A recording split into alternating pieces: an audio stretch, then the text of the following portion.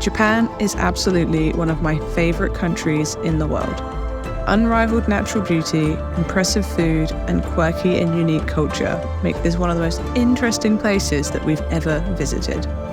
Together we have spent almost 10 weeks travelling across the country, and here is our list of the top 10 places to visit in Japan.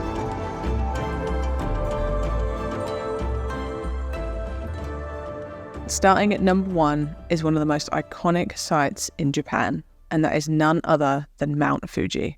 This legendary cone-shaped dormant volcano is one of the most famous sites in all of Japan, and is actually Japan's tallest mountain at almost 12,400 feet or 3,776 meters. Seen as a sacred symbol of Japan, the area around Mount Fuji is visited by many, many tourists, and it is even possible to climb Mount Fuji in the summer months. We've visited the area twice, once as a day trip from Tokyo, and another time we spent 2 nights in the town of Kawaguchiko, which is known for its nearby lake with incredible views and reflections of Mount Fuji. Unfortunately, on our most recent trip, there was a lot of cloud covering Mount Fuji, but on our first trip, we were lucky enough to get very clear blue skies. Reaching Mount Fuji from Tokyo is really simple, and it is accessible by either bus or train. We got the bus here on both occasions. However, despite being slightly cheaper and taking a similar amount of time as the train, we did end up getting stuck in a fair amount of traffic on the way there, so getting the train is definitely more reliable. The most famous viewpoint of Mount Fuji is above the pagoda at Arakura Fuji Senjin Shrine, but be aware that during Sakura season, there are lines with an up to 2-hour wait just to get onto the platform above the pagoda to take a picture. When we first visited in the month of November, there were very few people here at all, and we didn't have to wait. However, in the spring we visited, and the line was 2 hours long. If you are here during Sakura season, make sure you get a pink Sakura flavoured ice cream from the food truck on the way up to the pagoda. Another great viewpoint is across the bridge on the town of Kawaguchiko, on the shore of Lake Kawaguchiko. On a still day, you can get great reflections of Mount Fuji on the water, and during fall there are some incredible Japanese maple trees around the lake. Okay, next up is the giant Tateyama Snow Wall corridor. These enormous up to 20-meter high walls of snow are accessible around mid-April to mid-June every year in the Japanese Alps. Every year, around mid-April, the road between Murodo Station and Bijudara Station is carved out of the 20 meters of snow that accumulates on top over the winter months in the mountains. This unique way of carving the road out of the snow means that it's possible to see the incredible amount of snow in a completely unique way. Because of the unique microclimate and the way the snow drifts into this area, this part of the Northern Alps gets more snow than almost anywhere else on the planet, with there being around 15 plus meters of snow here on most years. This area is actually part of the much longer Tateyama-Kurobe Alpine route that connects Ogasawa Station to Tateyama via 8 different modes of transport, one of which is the bus from Murodo to Bijudara Station that passes through the snow wall corridor. Unfortunately, on the day that we went, the weather was so bad and the snow was so heavy that we were actually unable to get out and look at the snow walls along the bus route. So we had to settle for the slightly smaller walls along the pedestrian-only corridor outside of Murodo Station. Although these walls were much smaller than the larger ones along the road, they were still incredibly tall at around 10 meters high. We visited the area on a day trip from the city of Nagano and went up to the snow walls and back to Nagano in just one day. This included a 1.5-hour bus ride between Nagano and Ogisawa Station. Some of the other transport we had to get to make the journey up there were cable car, ropeway, bus, train, trolleybus, and even walking for 10 minutes over the Kurobe Dam. It is also possible to do this trip one way between Nagano and Toyama without needing to take the return journey. However, it's not possible to take large luggage on the Alpine route, so you would need to arrange a luggage transfer. So the third place that you have to visit in Japan is one that is just outside of Tokyo, and that is the city of Kamakura.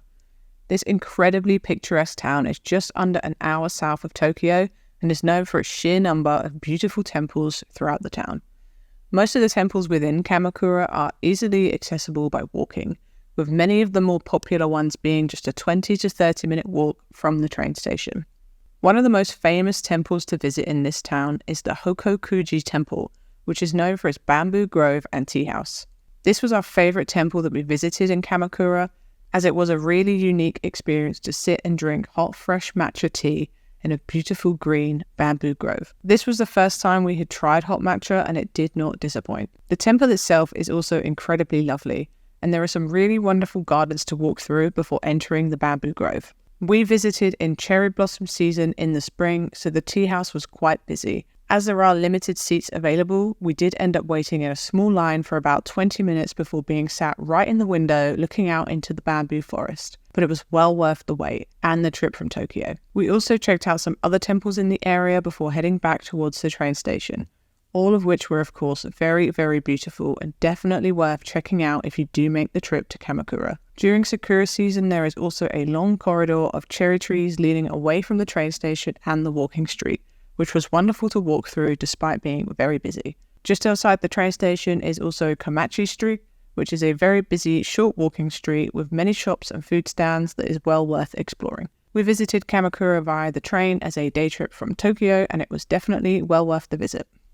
Alright, next up on our list of places in Japan is the bamboo forests around Arashiyama in Kyoto. Now, most people know all about the Arashiyama bamboo forest, but fewer people know that there is a smaller and less visited bamboo grove in a temple just around the corner from here.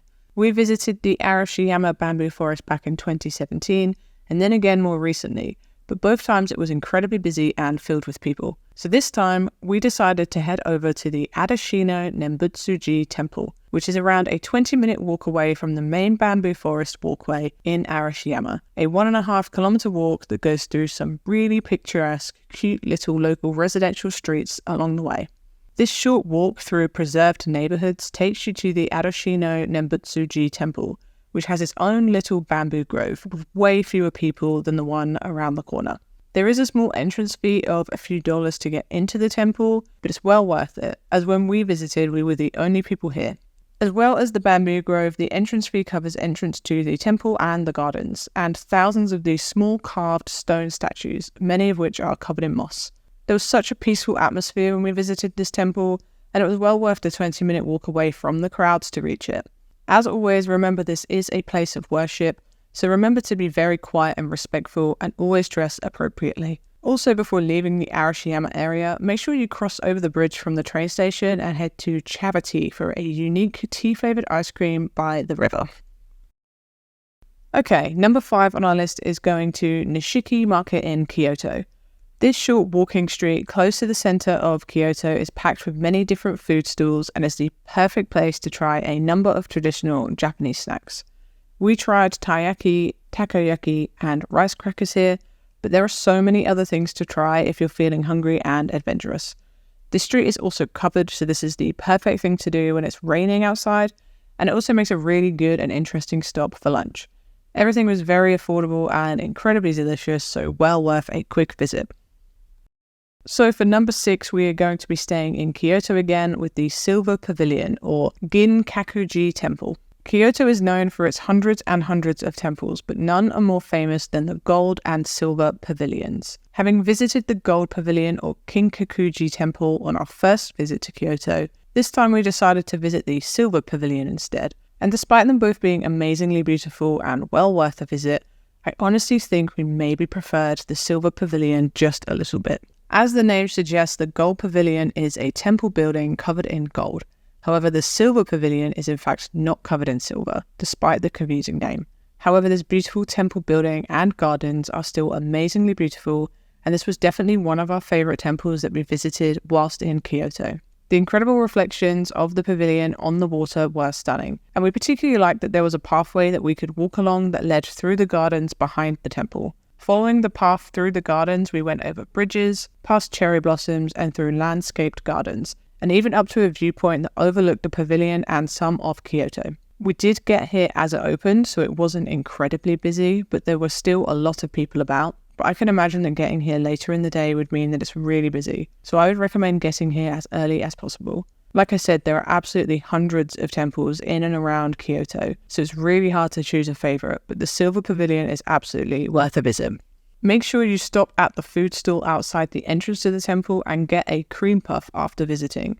We tried a variety of all 3 flavours, but I would 100% recommend trying the matcha flavour as it was so good. No trip to Japan is complete without visiting Nara Park and feeding the super friendly, free-roaming deer that call this park home. This crazy, unique experience is something that we did on both of our trips to Japan because it was just too much fun not to do again the second time around. Nara Park is situated in the city of Nara, less than an hour outside of both Kyoto and Osaka, and is accessible via a train ride from either.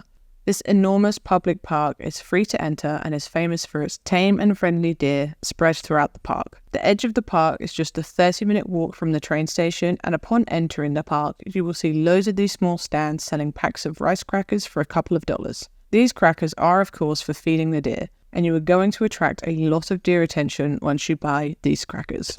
One of the great things about these deer is that some of them have learned to bow politely back at you if you bow your head before giving them a cracker, and others will just run at you bowing their heads over and over in hopes of a cracker or two. The deer are surprisingly tame, but they can be aggressive if they think you have crackers, so try not to tease them with food or you might get a little bite or a headbutt. When we arrived in the morning, the deer were very excited to see us and get crackers from us. But as we left the park a few hours later, we could see that despite people trying their best to feed the deer, they were actually uninterested in eating any more crackers. So definitely get here early to have the best opportunity of feeding them. Also, the Todaiji temple just outside the park is definitely worth a quick visit before leaving the area.